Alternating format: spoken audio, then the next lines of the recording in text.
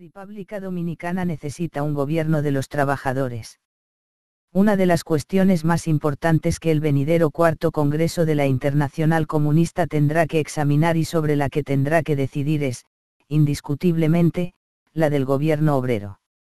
Se ha planteado por la demanda por el Frente Único Proletario, la irrefutable necesidad e importancia primordial de lo que crecientemente se clarifica frente a la ofensiva cada vez más aguda y amplia de la burguesía mundial. La consigna del gobierno obrero se desarrolla orgánicamente de la lucha en la que las masas de mujeres y hombres trabajadores tienen que defender su mera existencia, incluso su vida misma contra el hambre insaciable de los capitalistas explotadores. La oscura miseria de esta hora histórica convoca escandalosa y furiosamente por esta lucha. Si ha de ser levantada de forma exitosa, para desarrollarse cada vez más ampliamente en su alcance y cada vez más alto en su objetivo, necesita que las masas explotadas creen sus propios órganos de trabajo y lucha, que deben sobreponerse a la fragmentación y al desgarramiento mutuo para agruparse como una fuerza unida y decisiva. Consejos de fábrica, comités de control, comités de acción, etc., llegarán a ser. Solo, el efecto de dichos comités se mantendrá dentro de los límites más modestos.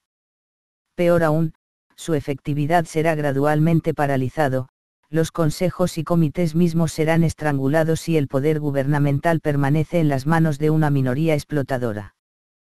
También los extasiados fanáticos de la democracia y de la comunidad laboriosa de líderes obreros moderados y razonables, y de comprensivos y bien intencionados representantes de la burguesía en el gobierno van a aprender esta lección a través de la amarga experiencia. Hay algo que sigue siendo verdad: o la burguesía tiene el control del gobierno y usa el poder gubernamental en su propio interés de clase, o los trabajadores gobiernan y de la misma forma usan el gobierno en su propio interés de clase, o sea, contra la burguesía mercantilista. Un equilibrio justo no existe. La regla de todos esos gobiernos de coalición entre burgueses y partidos obreros han probado esto de forma manifiesta. Sea una coalición amplia o estrecha, con más o menos líneas nítidas delimitadas a su derecha o izquierda puede, por supuesto, debilitar o reforzar este hecho fundamental. Pero no cambia nada en su esencia, su pepita básica de verdad, particularmente en estos tiempos donde el colapso del capitalismo abre conflictos de clases cada vez más profundos y hace la lucha entre ellos más afilada y amarga. Los líderes obreros que ocupen algunos pocos puestos de gobierno de ninguna forma significan lo mismo que la conquista del poder político por el proletariado. Puede significar dinero en el bolsillo para individuos o ayudas a la clase, pero siempre se mantiene como el fin de la burguesía, un medio para corromper y engañar al proletariado. Solamente un gobierno compuesto enteramente de representantes de los partidos y organizaciones obreras, incluyendo a los trabajadores intelectuales, merece el nombre de gobierno obrero.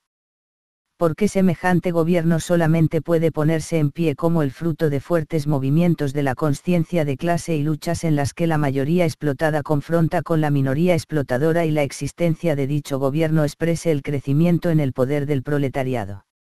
Esto solo, defendido por todos los medios disponibles, es la base segura para un gobierno obrero que demuestra su derecho a existir en el hecho de que enérgicamente y a fondo sigue una política cuyo objeto es el bienestar de los productores y no las ganancias de los ricos que se llevan para ellos lo que otros producen. Algo es seguro: el gobierno obrero significa un crecimiento en el poder político del proletariado, pero de ninguna manera debe ser colocado en el mismo nivel que la conquista del poder político y estatal por parte del proletariado y el establecimiento de su dictadura. Para que el proletariado sea capaz de reclamar el poder político y usarlo plenamente al servicio de su liberación, requiere el aplastamiento del Estado burgués y su aparato de poder. La maquinaria estatal burguesa corresponde por definición a los propósitos de poder para las clases explotadoras y poseedoras. Es inapropiado para las metas liberadoras del proletariado.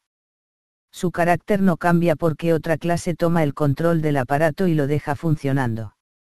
El proletariado debe crear en el sistema de consejos un Estado que exprese su poder y su dominación de clase a través de los órganos necesarios. En contraste con esto, el gobierno obrero no destruye el Estado burgués, y sería una peligrosa autodecepción si los trabajadores se convencieran a sí mismos o se dejaran convencer de que el gobierno obrero hace posible vaciar el Estado burgués desde adentro. Así como el poder de la burguesía en la economía no se puede vaciar, eso tampoco puede ocurrir en el Estado. En ambas esferas su poder debe ser superado, aplastado, y eso solamente puede ser logrado por la fuerza del proletariado y no por la astucia del gobierno más astuto. El gobierno obrero es el intento de forzar al Estado burgués en el marco de sus limitaciones históricas esenciales, para servir los intereses históricos del proletariado. La consigna del gobierno obrero, en consecuencia, se conecta con las ilusiones que las más amplias masas del proletariado, y particularmente las capas proletarizadas recientemente, tienen sobre la naturaleza y valor del Estado burgués democrático. Es una consigna política del periodo de transición del capitalismo al socialismo y el comunismo, y refleja dos cosas: primero, que poco claro e indefinido es el conocimiento de la mayoría del proletariado sobre la naturaleza de la sociedad burguesa, su estado y las condiciones de su propia liberación, y segundo, que un giro en la relación de fuerzas entre la burguesía y el proletariado en favor de este último ha empezado pero aún no ha llegado a su fin.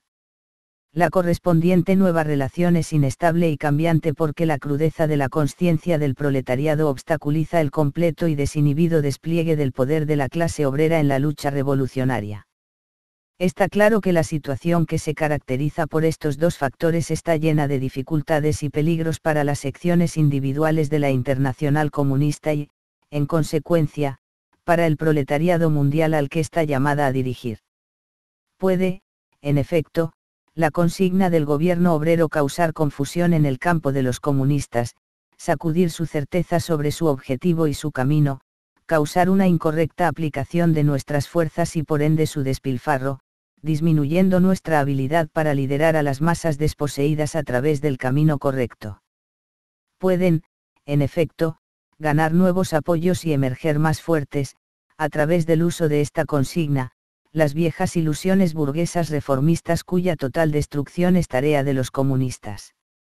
¿Acaso todo esto no va a frenar el proceso de clarificación y autoconsciencia del proletariado, que es la precondición para que coloque toda su fuerza para conquistar el poder político y establecer su propia dictadura para destruir un capitalismo explotador y esclavizador?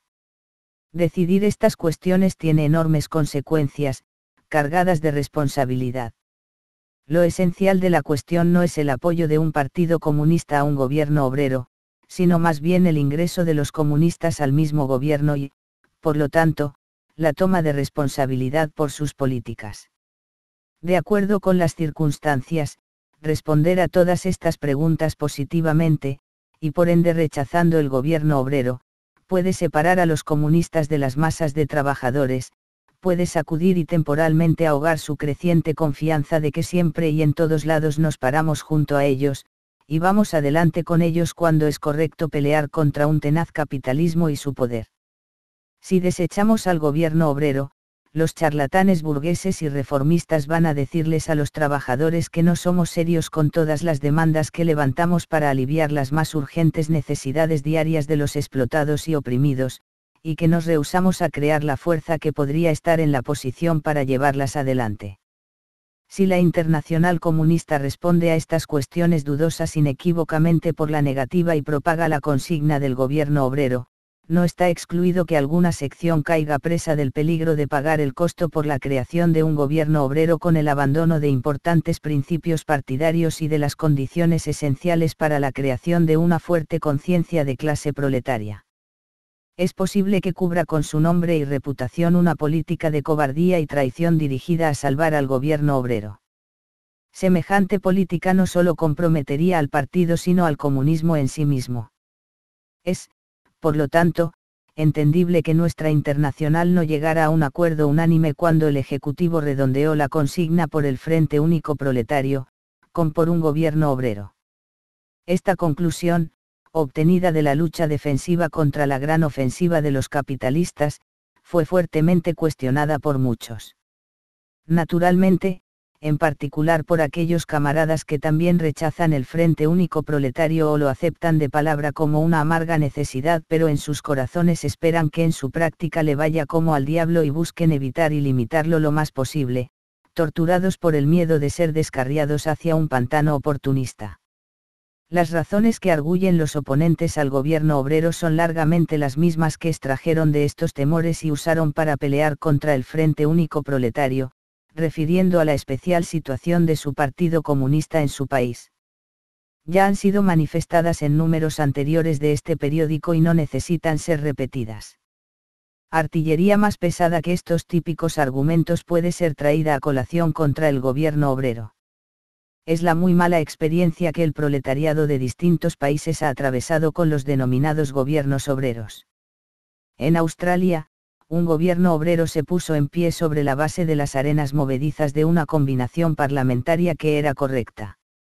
Luego, en vez de alzar y solidificar el poder de clase de los obreros, lo limitó y debilitó, no solamente con cadenas legales sino también confundiendo y entorpeciendo la consciencia de clase proletaria. Honró al proletariado con cortes de arbitraje y juntas de conciliación, que hicieron virtualmente imposibles las luchas salariales y las huelgas, o al menos significativamente más difíciles, y por ende entregaron los trabajadores a la explotación atados de pies y manos. Generalmente la política del gobierno obrero significaba comedores de beneficencia para los obreros y nutritivas comidas para la burguesía. Se pagó por tolerar la total subordinación a la burguesía. En verdad, las acciones de los gobiernos obreros en Brunswick, Turingia y Sajonia fueron una mayoría de socialdemócratas e independientes que tuvieron y tienen el timón del Estado en sus manos, y nada más digno de alabanza, todo lo contrario. Las políticas de estos gobiernos obreros fueron y son un ejemplo choqueante de lo que un gobierno obrero no debería ser. Solamente son gobiernos obreros de nombre, teniendo solo la característica superficial de haber sido construidos por representantes de los dos partidos reformistas alemanes. Sus políticas los definen como burgueses hasta las entrañas. Desde rechazar medidas de largo alcance para pelear contra la miseria de masas a costa de los grandes negocios, comerciantes, especuladores y usureros, hasta bloquear el Parlamento sajón contra movilizaciones obreras, la violenta represión a los huelguistas en Brunswick, el uso de la Technische Nothilfe, una organización de canallas sostenidos por el Reich, contra obreros rurales en huelga en Turingia, y el rechazo al derecho a huelga de los funcionarios públicos, basados en Groune y Werth. Y todo eso en una situación que es objetivamente revolucionaria y grita por la más feroz puesta en pie por los intereses del proletariado en todos los aspectos. Los rastros nos aterrorizan. Lo que hemos visto nos aterroriza, pero no es la película completa. Un partido comunista cometería suicidio si se paseara entre los confortables y bien nacidos caminos de los partidos obreros reformistas avergonzados de la revolución, sus pretendidos estadistas, y dentro de los gobiernos obreros y gobiernos puramente socialdemócratas. Pero mirando más de cerca, las debilidades, estupideces y crímenes de dichos gobiernos obreros como los conocimos hasta ahora en ninguna forma, necesariamente, habla en contra de un gobierno obrero en la concepción comunista, que puede nacer de la vanguardia y de la lucha de las grandes masas del proletariado, y debe vivir y actuar en estrecha alianza con la vanguardia y la pelea de esas masas. Solo confirman que los partidos obreros reformistas se han mostrado hasta ahora como totalmente incapaces de desarrollar una política obrera de gran estilo. En la presente hora histórica, una verdadera política obrera debe ser una política revolucionaria, la más aguda política de lucha contra la burguesía, orientada al reforzamiento del poder del proletariado. Los Scheidemans y Dittmans de segundo rango, la aides de la mayoría y de la socialdemocracia independiente, han mostrado que, como el proverbio italiano dice, el hábito no hace al monje. Sin embargo, el gobierno obrero no es un concepto fijo y fosilizado que domina la vida política. Puede ser tanto un componente de la más vívida vida política si es y permanece la expresión no falsificada de la vida histórica de la clase proletaria, la expresión de una conciencia en desarrollo y de una voluntad de poder del proletariado. Pelear por un gobierno obrero y, si las condiciones son las adecuadas, entrar en él, la participación en él puede ser una tarea, una necesidad para los partidos comunistas. Las experiencias precedentes arrojaron algo de luz sobre qué es significativo sobre la disputada cuestión. Hay diferentes tipos de gobiernos obreros, que van de una coalición de verdaderos partidos obreros con partidos burgueses reformistas a través de una coalición socialdemócrata pura.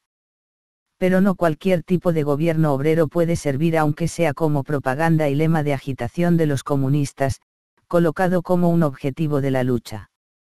Es decisivo para la política de los comunistas hacia un gobierno obrero no su composición de partidos políticos sino la política que implementa. Las políticas de un gobierno obrero van a estar definidas, de todas formas y en última instancia, por la actividad y pasividad de las masas proletarias, a través de la madurez de su conciencia y voluntad, y el correspondiente uso del poder. El proletariado recibe el tipo de gobierno obrero que está preparado a tolerar.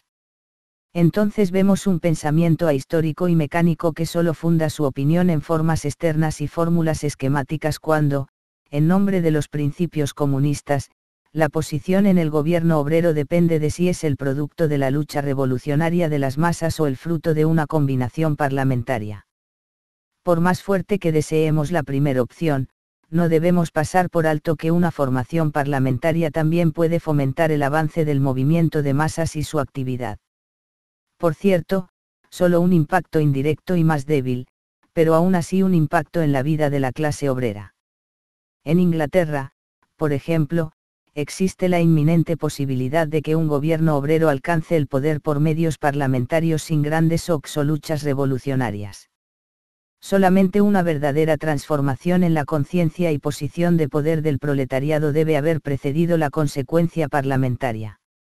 Esta transformación presiona hacia una consistente política obrera, que no puede ser llevada a cabo sin una aguda confrontación con la burguesía. Entonces aparece que en Inglaterra, serios movimientos de masas revolucionarios no van a preparar el camino a un gobierno obrero sino que será por su acompañante y protector.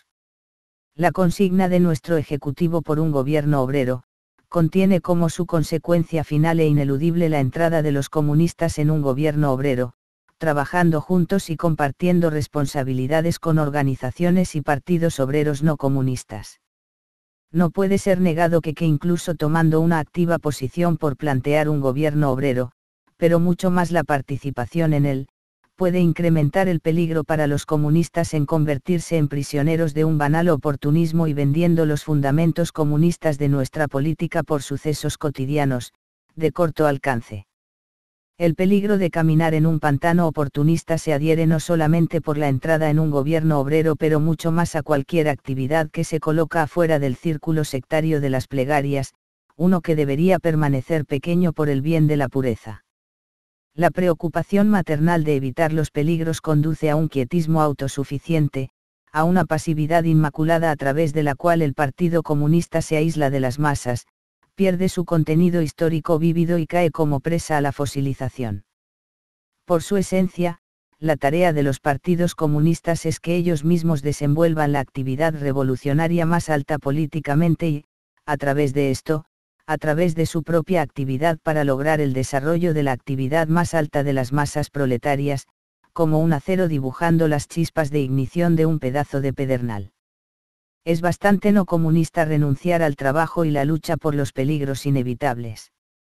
De lo que se trata es de lidiar con los peligros. Los peligros inherentes a la situación, caer por medio de la práctica de un gobierno obrero en un oportunismo ocupado y sin resultados, son combatidos de la mejor forma, junto a la fuerte unidad ideológica y organizativa del Partido Comunista y su estricta disciplina, persiguiendo una fuerte actividad orientada por objetivos y el más íntimo vínculo orgánico con las masas proletarias. Tan ahistórica como el rechazo al gobierno obrero por miedo al oportunismo es la concepción de que el gobierno obrero debe ser, bajo todas las circunstancias, un estadio transicional entre el Estado burgués y el Estado obrero, un inevitable y no desagradable sustituto para la dictadura del proletariado.